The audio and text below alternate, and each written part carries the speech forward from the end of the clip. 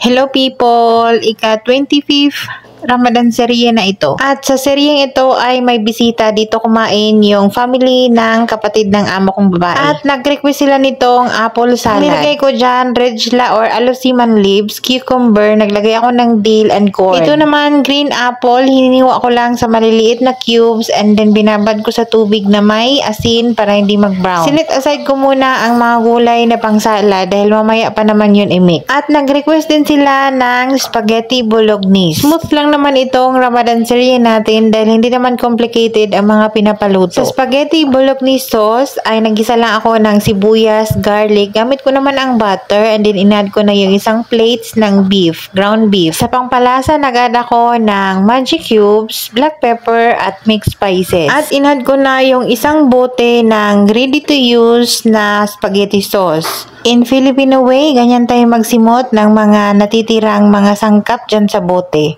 Ugasan natin ng konti. At nag-add ako ng dried oregano for added flavor. At meron ba kaming leftover na spaghetti sauce na nakalagay lang sa freezer kaya inad ko na din. Ang aming mga bisita ay yung mga anak nila ay medyo picky sa pagkain kaya yung mga pinapaluto ni amo ngayon ay hindi masyadong complicated. Kasi nga yung mga bata ay ito lang yung mga madalas na kinakain. At yung spaghetti sauce talaga nila dito ay maasim. Kaya nag-add ako ng isang spoon ng sugar para males naman yung kanyang asim. At tinikman ko na nga kung pasado na ba sa lasa. Kitang-kita nyo naman parang okay na. Pero nag-add ba ako dyan ng malaking spoon ng cream cheese. Cream cheese spread yung nilagay ko para cheesy naman. Okay na yung ating spaghetti bolognese. Sinet aside ko muna at mamaya ko na yan i-mix sa pasta. Nag-boil na rin na tayo ng pasta at sa kabilang pot, gumawa ako ng mushroom soup. Request din to ni amo. Dito sa bahay, usually ginagamit namin pag mushroom soup ay mushroom in can. So, special yan dahil fresh yung ginamit ko. Nag-isa lang ako dyan ng fresh mushroom gamit ang butter and then nag-add ako ng 2 pack ng Maggi mushroom soup at isang pack ng Maggi cream chicken soup. At nag-add lang ako ng water according lang yan sa package direction. May nakalagay naman dyan kung ilang cup ang ilagay sa isang pack. At room temperature yung ginamit nating tubig dyan para hindi magbuo-buo at hindi mabigla yung ating powder, yung ating mixture ng Maggi. Pagkatapos silang kumain kanina ay, kanya naman talaga yung amo ko. Pagkatapos silang kumain ay tatawagin ako at magpasalamat. Yung una talaga nilang napansin ay sobrang yummy daw. Ang sabi niya sobrang yummy ng soup. Nag-add pala ako dyan nung malapit ng maluto. Nag-add ako ng konting cooking cream para mas maputi at mas ma-creamy pa talaga yung ating soup. Ang request talaga ni amo ay churros, yung ginagawa kong churros na sweet sa kanila. Kaso lang, sa kasamaang palad ay nasira yung aking piping bag at nag-order nga siya sa Amazon at hindi nga dumating today. Kaya naman, ang sabi niya, ano daw yung plan B. So, yung inisip ko itong gemat dahil ito lang yung naisip ko na kakainin ng mga bata dahil maglalagay ako ng Nutella niyan. Pwede din sana yung donut na ginawa ko. Kaso lang, medyo gahol na tayo sa oras dahil alas 5 na yan. Yung mga request ni amo ngayon, ayun yung sa tingin niya ay kakainin ng kanyang mga pamangkin. So ito na nga, yung kanilang sweets ay gemat instead of churros. Ang recipe nito ay inalagay ko na lang sa screen, okay? Minix ko lang lahat yung mga ingredients dyan at pinarest ko yan ng mga 40 minutes. 1 hour dapat yan pero wala na akong oras. Ito lang naman yung request ni amo, yung sweets, tapos may sambusa, tapos yung spaghetti bolognese, yung soup, at yung green apple salad. After nakaalsa yung ating doon ng gemat ay pinirito ko na yan. Pangatlong gawa ko na ng gemat ngayon and so far, hindi na ako medyo nahihirapan or hindi na ako medyo nasistress dyan sa pagmumuldi ng gemat. Habang nagmumuldi pala ako dyan, yung ating apoy ay naka-low lang yan para hindi masunog yung unang nilalagay natin dyan sa mantika. At pagka nalagay na lahat at natapos na tayong magmuldi dyan, ay lakasan na natin yung apoy. At lulutuin lang natin yan until mag-golden brown. Medyo konti lang yung nagawa ko ngayon dahil hindi siya nakaalsa ng maayos. Natapos na tayong nag-fry ng gemat and then hinati ko. Yung isa ay nilagyan ko yan ng Nutella para maingganyo yung mga bata. And then yung isa naman ay gusto ni amo yung sugar lang, yung sugar syrup.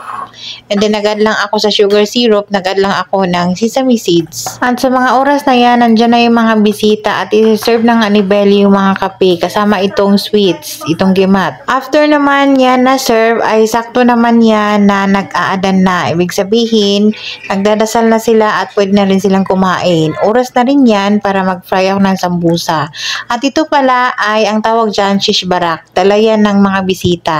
Ininit ko na lang yan dyan. Ininit ko na yun at nilagay ko na sa serving dish. Oras na yan para i-serve na yung mga pagkain. Ininit ko na itong spaghetti bolognese. Nilagay ko na yan sa microwave. Hindi na ako nag-toppings dyan ng cheese. Baka ayaw ng mga bata at hindi kainin. Sila na ang bahala kung gusto nila maglagay ng cheese. Ready na rin yung ating sambusa. 3 kinds of sambusa lang ang pinirito ngayon. Yung with meat at 2 kind ng cheese. Ready na rin ang ating mushroom soup. At meron pa pala ang ibang food na dala yung mga bisita. Ito naman ang tinatawag na malfoof or cabbage roll. Ininit ko na lang yun sa microwave. At hinanda ko na itong salad. Yung salad na ginayat-gayat natin kanina. Hinalo ko na dyan yung apple na small cut. And naglagay lang ako dyan ng lemon, olive oil at salt. Yun lang at ihalo-halo lang yan lahat. Dapat medyo maraming olive oil yan dapat. Hinuhuli ko talaga yung salad para hindi siya malamog, hindi siya magwa-watery. At nilagay ko na yan sa serving dish and then nag-toppings ako dyan ng fried almonds and fried pine nuts. Dinamuyan ko yung pine nuts dyan dahil gusto yan ni Basma maraming pine nuts. Kain tayo guys. Una ay mushroom soup. Gamit daw yung mushroom soup. Kasi nga, ginamitin ko siya ng fresh mushroom. Saktong meron lang talagang natira sa amin na 3. 3 pala kami ngayon dahil meron kaming visitor. Nani yan ng mga, nani yan ng alaga na nandito. Mga bata na nandito. Si Belle ay mag-spaghetti, mag-soup. Si Gemma naman ay yung pagkain namin kanina, yung kari-kari. Yun yung kakainin niya. Kasi nga, hindi pa daw siya nakakain ng kanin. Ba't hindi ka nakakain ng kanin? Hindi, umuwi kami. Hindi naman kami kumain kila Lola. Tapos pag-uwi ko, naglaba na ako kagad. Kasi sabi niya, dito kami pupunta.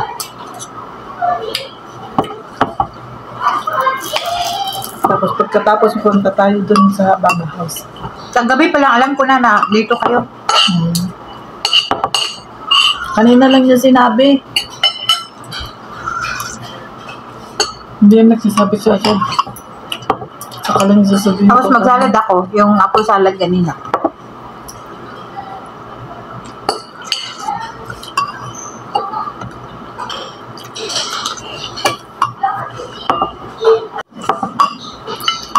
Pagkatapos nito, pupunta sila ng Baba House kasi nga Baba House day ngayon.